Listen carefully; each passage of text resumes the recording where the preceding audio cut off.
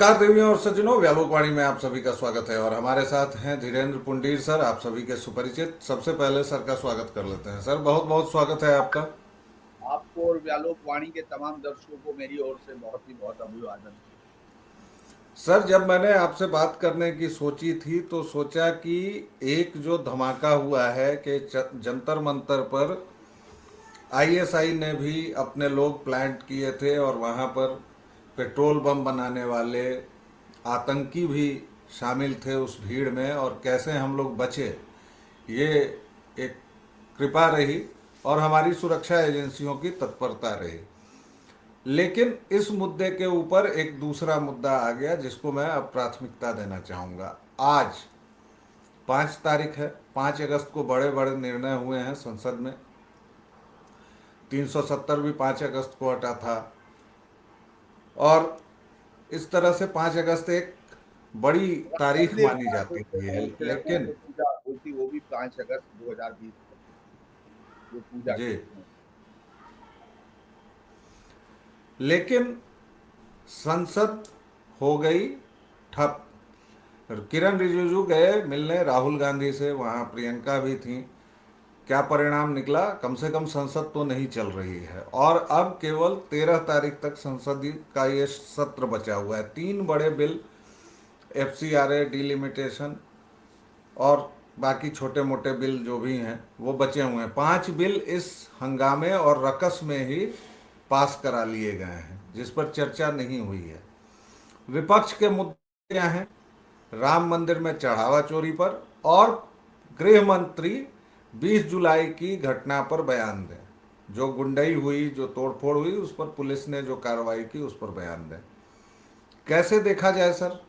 हमें तो बड़ी उम्मीद थी कि 5 अगस्त को शाह आएंगे और कोई खेल दिखाएंगे, मदारी आएगा, झोले से कुछ निकालेगा, जमूरे से ताली बजवाएगा, लेकिन ये तो हुआ नहीं।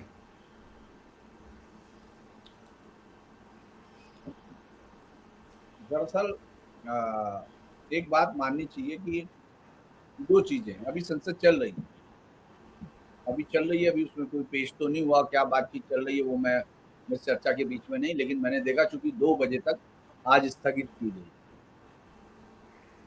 ये एक नई कहानी हो रही है कि भाई संसद में 5 अगस्त को हम लोगों को उम्मीद थी कि वो आएंगे भाई, क्योंकि ये दिन है ऐसा, और प्रधानमंत्री मोदी ने ट्वीट भी किया है, और श्यामा प्रसाद मुखर्जी साहब का जन्मदिन भी है।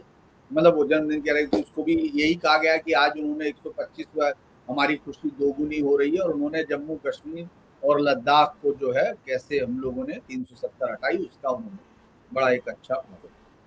लेकिन जिस तरह से पिछले इस पूरे उसमें आपने देखा होगा, गृह मंत्री संसद में है, संसद परिसर में, सदन में नहीं।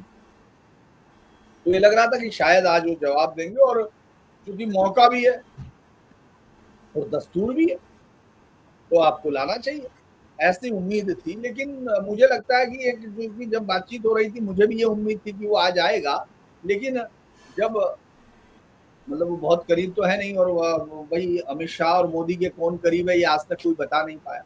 तो जो खबरें आती हैं ब्रीफिंग में ऐसी आती है, उन्होंने कहा कि यार लाएंगे तो हर हालत, बाकी टाइम हम लोग तय करेंगे। तो हम लोगों ने भी तय कर लिया था, और ये एक तरह से कहा गया था कि भाई आएगा, मतलब ये वो। तो मुझे लगता है वो नहीं आया तो इसको बहुत बड़ी कोई निराशा नहीं मानी जा सकती। एक दर्शकों की जिज्ञासा होती है, आप एक गाड़ी खरीदना चाहते हैं, उसका पेमेंट आप कर चुके होते हैं। आपको याद होगा व्यालोक, जब आप गाड़ी खरीद लेते हैं, सब कुछ कर लेते हैं, तो आप चाहते हैं तड़कुल के जन्मदिन पे ही आए। जी पैसा दे चुके आप, पैसा आपने 15 दिन पहले दे दिया, सब चीजें हो गई, जी जन्मदिन तक इंतजार करते हैं। तो इसका FCRA 2.0 का पोर्टल लॉन्च हो चुका है, जून में ही कर चुके हैं देश के गृह मंत्री। और जब मार्को रूबियो ने ये कोशिश की थी कि वो कहे FCRA को और उस पर बातचीत करे सर्जी गोर, तो उन्होंने अगले दिन ही उसको लॉन्च करके और उसके नियम बना दिए। तो इसीलिए ये भी नहीं माना जा सकता। और आज एक रिपब्लिकन पार्टी के सांसद ने सुबह ही ट्वीट किया, और उसने कहा कि भारत में तो क्रिश्चियनिटी सेंट थॉमस के साथ गई थी और उनके साथ गई थी, और लास्ट में उसने जो धमकी दी, उसने कहा कि दोनों देशों के संबंधों पे असर पड़ेगा। अबे कौन से संबंध? रोज तो तुमसे रोज लाठमगारी हो रही है, रोज तो तुम हम पे 100% हमारे बच्चों को भगा रहे, वो सब कर रहे, ये नाटक कर रहे हो कि अब ये साहब ये रूस से तेल खरीद रहे और लगा दो 100%। तो तुमसे दोस्ती कौन सा ये रिश्तेदारी थोड़ी थी कि झगड़े हो जाएंगे तो भी होगा, भैया ये साथ दोगे वो साथ लोगे, सीधी सी बात है। ये जी धमकियां किसको दे रहे? दरअसल वहां जी पहली बार इतना बड़ा भाईचारा दिखाई दिया है कि साहब रिपब्लिकन और डेमोक्रेट दोनों मिलके धमका रहे हैं, साहब ये मत कर देना। तो मैंने बहुत सारे लोगों की बहुत टिप्पणियां देखी, बड़ी इंटरेस्टिंग टिप्पणियां थी, जिसमें एक दो ने लिखा है कि भाई हमको नहीं पता इसमें एफसीआरए में होना क्या जा रहा, लेकिन एक किसी जी की तो ऐसी तैसी हो रही है कि अमेरिका वाले इतना रो रहे हैं। तो जैसे गांव वालों की बात होती है, गांव वाले ज्यादा चक्कर में नहीं पड़ते। एक बार मैं ऐसे ही बैठा हुआ, बातचीत हो रही थी, तो सामने से मतलब मेरे ताऊ जी ने ही कह दिया कि भाई तू झूठ बोल रहा है। तो एकदम जवान खून है, उसको ये सुनना बड़ा अजीब लगता है। तो मैं एकदम जैसे ही नाराज हुआ तो उन्होंने कहा कि नहीं हमको नहीं पता तू, क्योंकि वो शब्द ही ऐसे थे। तो उन्होंने कहा कि तेरी बातें गोल गोल है, घूम के आ रही है, सीधी नहीं आ रही। तो जिंदगी ऐसे भी समझते हैं लोग। इस समय अमेरिका की और उन सब की बातें गोल गोल घूम के आ रही। तो कुछ ना कुछ तो वो प्रेशर है, मतलब सरकार पे नहीं होगा ये तो मैं मानता हूँ क्योंकि सरकार है, लेकिन कुछ सोच रही है या लोग, हम लोग क्या होता है कि हम उससे पहले बहुत बार एंटिसिपेशन में फेल हुए हैं। तो मैं नहीं मानता कि अभी भी कोई हमारा सही रहा, और 5 अगस्त को सरकार अगर उसको देती तो वो मुझे लगता है कि अभी भी नहीं आया। अभी वो जो जो बिल हैं छोटे मोटे जो बैंकर्स के और उसके बैंक कार वही साक्ष्य अधिनियम, ये सब चीजें इसी तरह के बिल होंगे। बड़ा मतलब हम भी इंतजार कर रहे हैं। मैं आपको ये कहूं कि हम लोग किसी तरह झूठ बोलने लगे कि साहब नहीं बहुत कुछ है, अभी तक ये एफसीआरए बिल का हमको लग रहा था कि क्योंकि उन लोगों ने बिल्कुल बहुत ही भरोसा दे के कहा हुआ है और पीछे हटना हम नहीं मानते कि अगर वो इतने दिन तक सदन के वहां अंदर हैं परिसर में या लोग और सदन के अंदर नहीं आ रहे, तो बिना किसी रणनीति के वो ऐसा करते नहीं है। ये अभी तक की राजनीति कहती है, और रणनीति हर बार सक्सेस हो जाए ये बाकी पूर्व बताता है। तो इसलिए दोनों के बीच में कहीं झूल रही है। जी। आपने रिपब्लिकन सांसद की बात की, एफसीआरए की बात की, पूरा का पूरा जो तिलचट्टों का संग्राम हुआ था, तिलचट्टे जिस तरह से उमड़े थे, उसकी असल बात आपने हमने कई बार चर्चा की कि निशाना कहीं और था। कम से कम छात्र हित और छात्रों का मसला तो नहीं ही था। उसी में आज सुबह मैं आपको सुन रहा था, आपने एक खुलासा मैं कहूँ उसको या सूचना कहूँ, कि आपने यह भी बताया कि वहाँ तो कुछ और ही होने वाला था। उसमें आईएसआई के लोग भी शामिल हो गए थे और करीब 7 आतंकी पकड़े भी गए हैं जो बाकायदा पेट्रोल बम बनाने में ट्रेंड थे।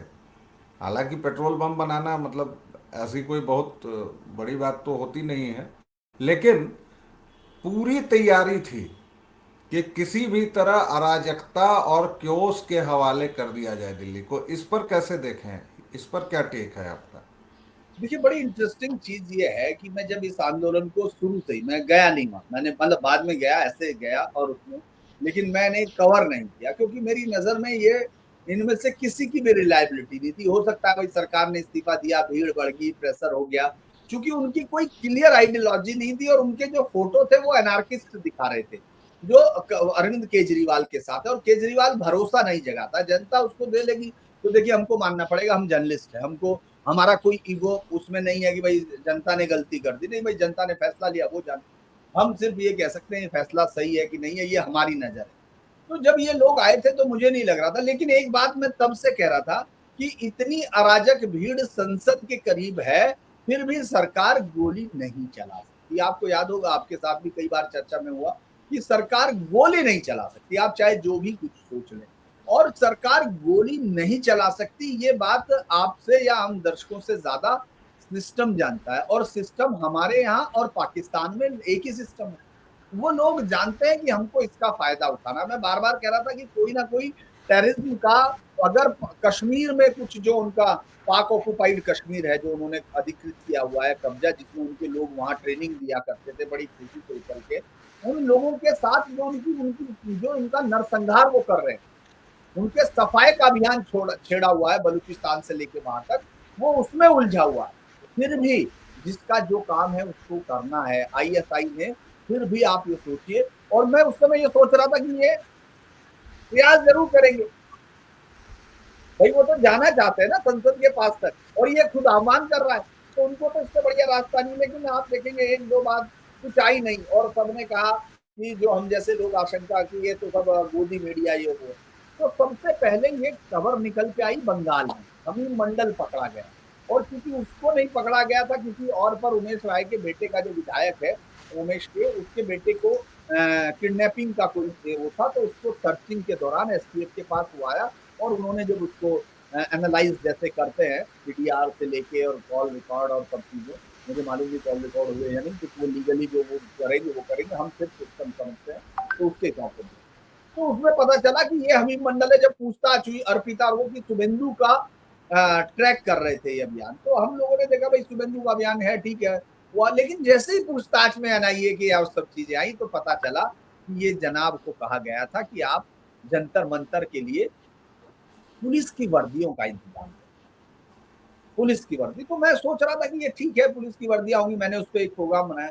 लेकिन जब कल पंजाब के आईजी ने कहा, देखिए पंजाब भगवंत सिंह मान का है, भगवंत सिंह मान आम आदमी पार्टी का है, और पूरी पुलिस अभी पंजाब पुलिस के अंदर है, वो पंजाब सरकार के अंदर है, वो कोई केंद्र सरकार के अंदर नहीं है, और वो बीजेपी गवर्नड स्टेट नहीं है। लेकिन जब वो ऑन स्क्रीन आके बोलता है कि हमने 9 लोग पकड़े हैं, जिसमें से एक ग्रुप में एक सुखचैन और साथ में 3 नाबालिग, दूसरे ग्रुप में एक नाबालिग, ये 5 और 4 के ग्रुप उन्होंने पकड़े हैं, जिनमें से 2 अलग अलग काम कर रहे थे।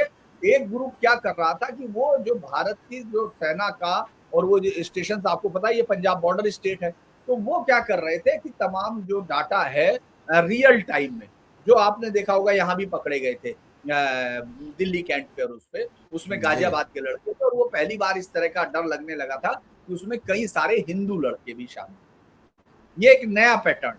तो आप देखेंगे उसमें जब पकड़ा गया पूछताछ हुई तो उसने कहा साहब हम 9 लोग गए थे, हम उसमें से जो आदमी था एक एक 3 जो ग्रुप में शामिल था, 3 नाबालिग और एक वो सुखमन उसका नाम है, राजावंशी का है, तो वो जो है आप समझिए उसने खुद कहा कि हम वहां शामिल होने गए, दूसरे ग्रुप वाले भी लोग, वो किस लिए गए थे कि हमको वारदात करनी थी, ये एडमिट किया, हमको कोई काम को अंजाम देना था, लेकिन वहां सुरक्षा इतनी ज्यादा थी कि वापस चल। तो आप ये सोच के देखो 9 लोग ऐसे शामिल थे जिनके बारे में ना बीजेपी ने बताया, ना किसी सरकारी हैंडल ने बताया, ना किसी पत्रकार ने बताया, और ना ही किसी बीजेपी गवर्नड स्टेट से वो खबर। वो खबर एक ऐसे राज्य से आई है जो बॉर्डर स्टेट है, जो बीजेपी के पास खबर नहीं है, और उस राज्य के मुख्यमंत्री को बीजेपी का विरोधी कहा जाता है, ऐसे में एक आईजी आता है और वो कंप्लीट प्रमाणों के साथ पेट्रोल बम भी देता है, क्योंकि आपने बिल्कुल सही कहा पेट्रोल बम बनाना कोई आर्ट नहीं, लेकिन एक्सपर्टाइज इसलिए कहा जाता है व्यालोक कि वो कितनी तेजी से कैसे उसको मैनेज करते हैं और कैसे उसमें मैक्सिमम डैमेजिंग के लिए उसको फेंका जाता है, इसकी तैयारी की जाती है। क्योंकि जिन बच्चों की आप बात कर रहे हो स्कूल के लड़के भी बना लेते थे दफ्ती डाल के और वो सब करके, उसमें उनका नुकसान नहीं होता था, वो ज्यादातर उसको एक सनसनी के लिए फेंकते थे। जो एक्सपर्ट जी होते हैं उसको इसलिए बताया जाता है कि नुकसान कैसे, तो इसीलिए उसको एक्सपर्ट कहा गया। और आप समझिए संसद से आप बिल्कुल लास्ट गेट पे खड़े हो, जी अगर वो सुरक्षा नहीं बिल्कुल। होती और कमिश्नर एक ऐसा इंटेलिजेंस का बंदा नहीं होता और कॉमन पुलिसिंग का होता, तो ये मेथड दूसरा भी हो सकता है। तो सर अब इसको कंक्लूड करने की ओर बढ़ते हैं इस चर्चा को। संसद पर हमले की योजना, संसद की ओर राहुल गांधी का कूच, संसद से थोड़ी दूर पर जिसने भी दिल्ली का जंतर मंतर देखा है, संसद भवन वगैरह देखा है, सब जानते हैं कि सब एक 5 किलोमीटर के दायरे में है, विसिनिटी में है। वहाँ पर अराजकता। इधर एक ब्रिटिश सांसद ने कहा कि पूरी तरह तैयारी थी। और आज जी सर। आज बिल आने की संभावनाएं खत्म हो गई हैं, क्योंकि लोकसभा को दोबारा एडजर्न कर दिया गया। वो जो बातचीत हुई थी उसके मुताबिक जो 2 बिल जो थे जो राज्यसभा से पास होके आ गए थे उनको पारित कराया गया, और अभी एडजर्न हो गई, जगदम्बिका पाल उस पर पीठ पर थे। जी ठीक है, अब आगे बढ़िए। तो एडजर्न हो गई। अब दो चीजें, विपक्ष राहुल गांधी की अगुवाई में पूरी तरह लगा हुआ है कि किसी भी तरह, क्योंकि रोरी स्टीवर्ट जो ब्रिटिश सांसद हैं उन्होंने कहा कि बांग्लादेश की तरह के राजनीतिक हालात पैदा होंगे। और आपने बताया उनका नाम राइली मूर है जो रिपब्लिकन पार्टी के सांसद हैं, उन्होंने तो हमला ही बोल दिया कि भाई ये क्रिश्चियंस कब से आ रहे हैं, मालाबार के तट पर केरल में आए और उस समय से अभी तक चल रहा है, तो ये क्रिश्चियनों को धर्म परिवर्तन के इसके लिए क्यों रोका जा रहा है, एफसीआरए पर उनका बयान था। यानी विदेश की ताकतें लगी हुई हैं, देश की तरफ से राहुल गांधी और उनके लोग लगे हुए हैं, और सरकार जाहिर तौर पर ऐसे में बयान तो देगी नहीं, वो हम लोगों को बताएगी नहीं कि उसकी क्या योजना है। लेकिन आपने इससे ज़्यादा गंभीर मसले कवर किए हैं। आपको क्या लगता है, क्या सोच पा रहे हैं आप? थोड़ा हमारे दर्शकों को अंदाजा दीजिए, मैं स्पेकुलेट करने के लिए, या पूरी तथ्यों के आधार पर आप क्या सोच पा रहे हैं कि अब सरकार क्या करेगी, क्या उपाय हैं, क्या कर सकती है सरकार?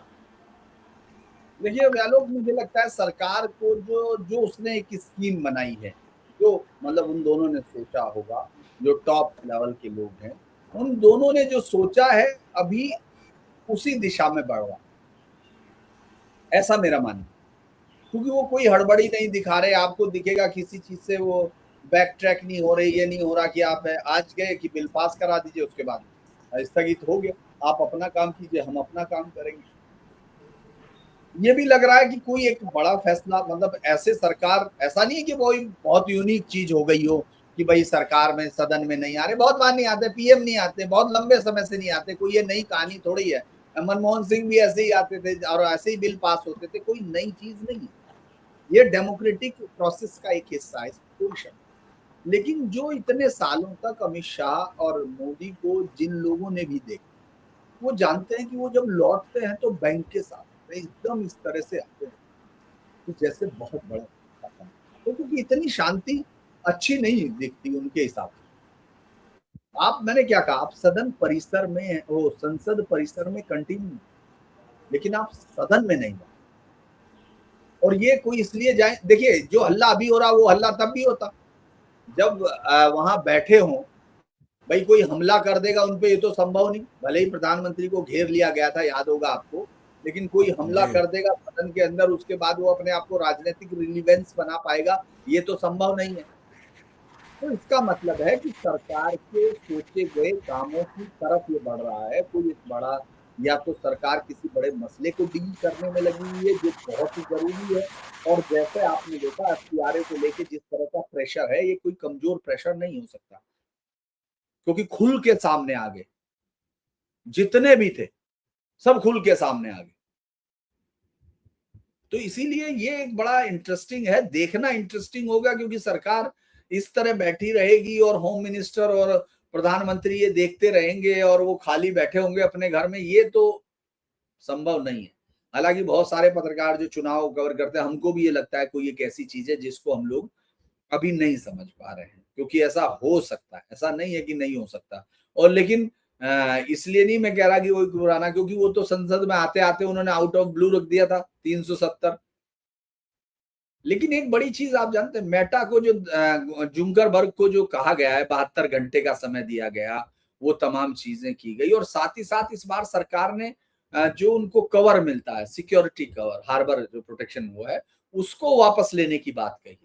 इसका मतलब है कि ये जो 2-3 लाख करोड़ रुपया का बिजनेस है उनका इंडिया में, इतना पैसा होगा, सबसे ज्यादा इंडिया उनका सबसे बड़ा मार्केट है, क्योंकि चाइना तो सुनता ही नहीं है, चाइना के बाद आबादी हमारे पास है, और हम लोग 96, 97, 98 करोड़ लोगों का फोन कनेक्शन है, बल्कि अब तो 1 अरब से ज्यादा हो गया होगा, तो हम उनके सबसे बड़े बिजनेस के वाहक हैं। सरकार अब उस चीज को कर रही होगी कंट्रोल में, क्योंकि अभी जो नोटिस दिया गया है उसमें ये भी है व्यालोक कि ये लोग कैसे कंट्रोल करते हैं, कि भाई मेटा ने कैसा एल्गोरिदम लगाया हुआ कि जिसको हम लोग, पब्लिक जिसकी बात को नहीं समझती है, जैसे मोदी विरोधियों की कहानियां जो हम लोग सुनते हैं, ये एक अजीब एल्गोरिदम है कि जनता वोट कर रही है मोदी को, और जनता सुन रही है किसको, पुण्य प्रसून वाजपेयी को। जनता सुन रही है 1 मिलियन 2 मिलियन उसको, क्या नाम आपके रवीश को, आपने देखा होगा एक झटके में 1 घंटे में 1 लाख 2 लाख व्यूज आना, जी तो ये जी। कोई चालू है क्या? ये सारे एल्गोरिदम के लिए सरकार ने कहा है कि अब इस पर कोई ट्रांसपेरेंसी हमको दीजिए कि कैसे सारी चीजें ये सब नीचे आ जाता है। जो कोई सरकार राष्ट्र की बात कर रहा है या कुछ भी कर रहा, तो अचानक उसका शेडो आ जाती है। ये सब चीजों को लेके जो क्लियर है, ये एक बहुत बड़ा, मुझे लगता है ये भी एक बहुत बड़ा, क्योंकि अभी तो आपने किसी को चिकोटी काटी थी, भाई एफसीआरए तो चिकोटी काट रहा है क्योंकि आपके इकोसिस्टम को इंडिया में तोड़ रहा है, लेकिन ये तो थप्पड़ मार रहा है, पेट पे कर रहा है, क्योंकि ये तो सीधा आपको कह रहा है कि हम आपका सुरक्षा जो प्रोटेक्शन कवर है हार्बर वो हम वापस ले लेंगे, खत्म, आपके खिलाफ मुकदमे होते रहेंगे, आप देखिएगा हम लोग तो पकड़ेंगे आपके आदमियों को, स्टाफ को पूरा। अभी इंडियन स्टाफ उसका हेड गया है, कप्लान जो भी वो मतलब पूरा ओवरऑल हेड था, वो मिलने गया, लेकिन उन्होंने क्या जुकरबर्ग का चाहिए। तो ये एक बड़ा इंटरेस्टिंग चल रहा है इस समय, इतने सारे केसेस चल रहे हैं। आप सोचिए कि आज जब हम बात कर रहे हैं उसके कुछ घंटे बाद वो करेंगी बात हसीना, शेख हसीना, वो बंग मतलब एक इस उप महाद्वीप में एक नई कहानी होगी, एक नया चैप्टर जुड़ेगा जब वो वापस और जाएंगी। उस और उससे भी भारत सरकार ने हाथ खींच लिए हैं कि हमारा कोई लेन देन नहीं है। नहीं, लेकिन भारत सरकार का हाथ खींच लेना उसके साथ है, लेकिन भारत सरकार एसेस तो कर रही है, क्या होने जा रहा है। दूसरा, बॉर्डर्स पर आप देखेंगे, जिस दिन से कितने दिन हुए, 10 हफ्ते हुए, 10 हफ्ते में तो फाइल, पहले क्या होता था ऊपर के फ्लोर से नीचे नहीं आती थी 10 हफ्ते में, बाबू को टाइम नहीं मिलता था, कभी साहब को टाइम नहीं मिलता था, कभी साहब बाहर चले जाते थे, कभी दूसरे साहब हम लोगों से बात कर लेते, पत्रकार साहब की लस्सी पियोगे, चाय पियोगे, उसके बाद चल देते थे, उसके काम हो गया पूरा। अभी तो 10 हफ्ते में पूरा बॉर्डर आप देखेंगे, बहुत कम जगह पर अभी लोगों को लेके गई थी एमएचए की तरफ से, जनरली अप्रूवल दे दिया जाता है, अब उनको पैसे से ले जाना, वैसे ले जाने लगे, अभी मैंने सुना सेकंड फेज में अमित शाह साहब भी ले जाने लगे, मतलब उनका मिनिस्ट्री भी ले जाती है कुछ कुछ चैनलों के पत्रकारों को। लेकिन एक बड़ी इंटरेस्टिंग चीज ये है कि वो दिख रहा है कि जैसे ही जमीन दी गई बॉर्डर सील, जैसे ही जमीन दी जा रही बॉर्डर सील, और अब सिर्फ पंजाब बचा हुआ है जहां ये सारे, अगर आप देखोगे मेघालय देखिए, त्रिपुरा देखिए, बंगाल देखिए, और अब आप इसके बाद जो बचता है ये जो इससे लगा हुआ बांग्लादेश से बॉर्डर है, वो सारे आपने सील करके रखे, क्योंकि त्रिपुरा में बीजेपी सरकार है पिछले 10 सालों से है ना, वो मतलब दूसरी बार लगातार, और इसमें है यहाँ भी बंगाल में अब आ गई है, और मेघालय में कोनराड संगमा के साथ आपकी लगातार सरकार है संयुक्त गठबंधन में। तो आपने कंप्लीटली बांग्लादेश को चौक किया, क्योंकि ईस्टर्न बॉर्डर, वेस्टर्न बॉर्डर पे आपका कुछ नहीं होता, वेस्टर्न थिएटर में आप क्या कर रहे हैं, वेस्टर्न थिएटर में वैसे ही पंजाब के ऊपर इतना जबरदस्त वो रहता है। तो इसीलिए मुझे लगता है कि सरकार कोई एक बड़ा फैसले से निपट रही है, जो हम लोगों को बाद में समझ में आ सकता। मैं ये नहीं कह रहा, और मैं एक बात बता दूं, मैं कोई मास्टर स्ट्रोक वादी नहीं हूँ, मैं जो आएगा उसकी मीमांसा करता हूँ, जो है उसके बाद जी। तो तो दर्शकों, आपने देखा इतनी लंबी चौड़ी बातचीत का निष्कर्ष मैं 3 बिंदुओं में देना चाहूँगा। एक तरफ नेपाल में जेनजी सड़कों पर उतरा हुआ है और वो जिस तरह के नारे लगा रहा है, नेपाल से एक खतरा हम बिहारियों को भी है और उत्तर प्रदेश वालों को भी है, और वहाँ के बॉर्डर की भी समीक्षा हो रही होगी जाहिर तौर पर, क्योंकि बॉर्डर के हालात सर ने बताए हमें कि किस तरह तेज़ी से सील की जा रही है बॉर्डर्स हमारी। मेटा को लेकर, जुकरबर्ग को लेकर जो बात हुई है, तो हमारी प्रिय सांसद महुआ मोइत्रा फिर से उनके समर्थन में आ गई है कि बुलिंग से मत डरना। जो सांसद अपना पासवर्ड और ईमेल आईडी दे देती हैं, वो मेटा के जुकरबर्ग को बता रही हैं कि जो अरब खरबपति है, नील शंख पद्मपति है, उसको बता रही हैं कि बुलिंग से मत डरना।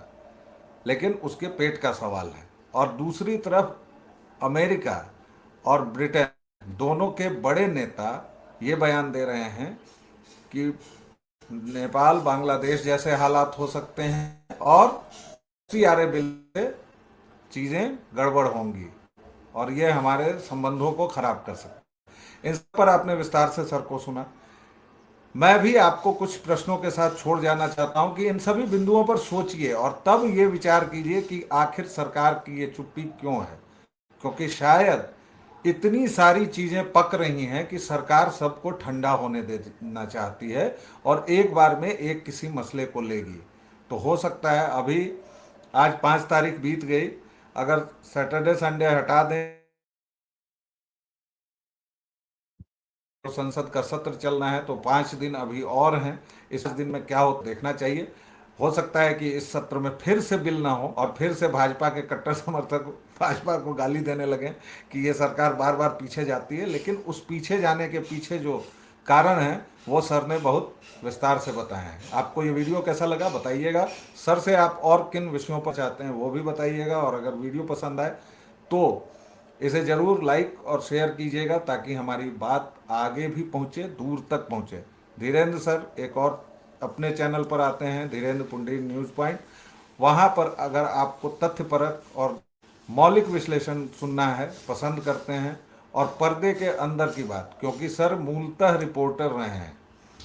हालांकि इन्होंने एडिटर का भी पदभार संभाला है, लेकिन इनका जो मूल है, इनकी आत्मा जो है वो खबरों को खींचने में है।